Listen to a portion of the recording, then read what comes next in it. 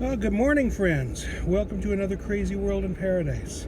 Minus 18 here in beautiful sunny Fort McMurray. I was just messaging with a friend of mine in Perth yesterday, and they're in the middle of a drought while New South Wales, Australia is flooding. The world's a crazy place, and it always has been, although it seems a little crazier with weather now than it has been in a while, and I think that might affect my mood. A little more sunshine means a little longer days, and I seem to be getting a little bit more energy, which is good.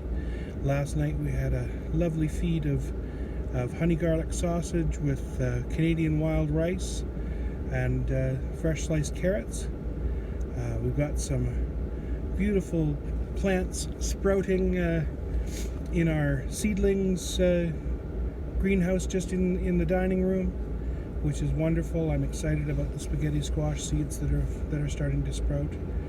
And it looks like we're going to have a good garden this year, even though right now it's minus 18 and it's snow on the ground and windy and chilly. I was speaking with my brother the other day, and we were talking about a mutual friend who has recently gotten back on the wagon. And I've growing up in a community like Drumheller, where there is a penitentiary and not a lot of coping mechanisms in the time when I was growing up for men and their mental health, we saw a lot of alcoholism. We didn't always recognize it as alcoholism, but it was alcoholism. Sometimes it was blatant. Sometimes the people who were drinking knew they were alcoholics and knew that they were suffering, but they knew that if they didn't have a slip, that they were going to have a slip of a different kind, and that could be worse.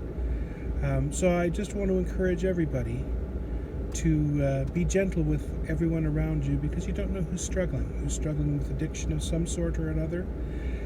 And the thing to remember about addiction is you are either an active addict or a recovering addict, but you're always an addict. I don't care if you stopped drinking 30 years ago or you stopped drinking yesterday. If you're addicted, you're addicted, and you'll always be addicted. I don't care if you stopped smoking 20 years ago or you stopped smoking yesterday. If you're addicted, and you'll always be addicted. You can be a functional addict and you can be a non-functional addict, but you're still an addict. And that's something that's really hard to wrap your head around, because I know for years I've put benchmarks in my place where I say, okay, well, I know I'm not an alcoholic because I'm not sacrificing, I'm not going out of my way to, I'm not, it's not, if I have a choice between buying food or buying beer, I'll buy food before I buy. Well, those are all lovely things to put benchmarks in front of, but they don't address the root of addiction, which is, even if you're buying the food, if you still want the beer, that's your addiction. That's your addiction talking. Even if you're buying the diapers and you still want the cigarettes, that's your addiction. It's your addiction talking. And make no bones about it, alcohol is a drug, and nicotine is a drug, and both will addict you just as surely as methamphetamine or heroin or any other drug out there. And just because they are legal and available does not make them any less dangerous. So please be gentle and be kind with one another. Understand that everyone is fighting a fight that you know nothing about. And be kind, always. That is my update for today. As always, ask me about my mullet, which is in the March Mullets for Mental Health campaign. If you have a chance, please go to marchmullet.raisely.com/Scott-Meller.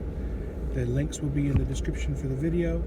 And donate where you can. I really want to thank everyone who's donated. Simon, thank you for your donation. It was very much appreciated, and I'm glad for everyone who has not just donated, because that will help fund future projects to support mental health initiatives, but also for everyone who is starting a conversation, who's talking about their sadness or their angriness or their addiction or their or whatever it is that's in your head that you need to get out so it's not just in your head anymore. I don't care if you're black, white, yellow, brown, or purple. I don't care if you're a man, a woman, a transgendered man, a transgendered woman, a cisgendered man, a cisgendered woman. Everyone struggles with their mental health at some point or another. Some of us feel comfortable enough to be able to talk to others about it. Many of us don't. The estimates are that 20% of the population of Canada will struggle with their mental health to a point that it impedes their ability to function normally with some time within their life. The statistics are that 80% of cisgendered men will comprise the total of all suicides in the country. When you do that math, it means that too many of us are not talking. So please, start a conversation and be well. I'll talk to you tomorrow.